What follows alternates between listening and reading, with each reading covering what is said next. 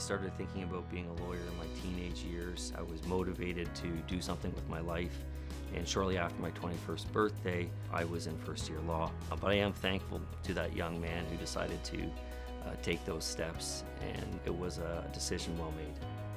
I chose personal injury. When I attended law school, I had an undergrad in economics and finance, and I specialized in law school in tax law. And coming out of law school, I knew one thing, which is I didn't want to be a transactional lawyer, and I wanted to work with people. I was working for a lawyer who is a judge now today in the province, and he gave me a few small personal injury matters to work with him on, and from that day forward I knew what I wanted to do. A number of years back, I had a good friend of mine sustain a serious injury where he lost the use of his arms and his legs.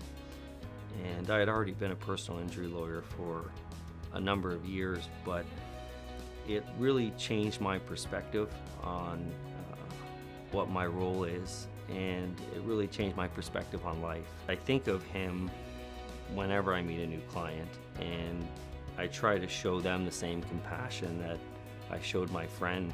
Personal injury actions are complicated. Insurance companies are holding on to their money and fighting harder than ever before. You need a law firm equipped to go the distance for you, and a law firm that's prepared to make the expenditures that need to be made on your behalf. It's a team approach, and that team approach makes us the right choice if you have a complex case and you have a serious personal injury. There are different ways to measure success, but the lawyer always has to be focused on one thing, which is getting the compensation, getting the maximum amount of compensation that your client deserves. And that's really your job as the lawyer. It's natural to develop a bond with your clients over the years. They're in your lives day in and day out. But success for me is a settlement that I know will provide for my client for the rest of their lives, no matter what happens.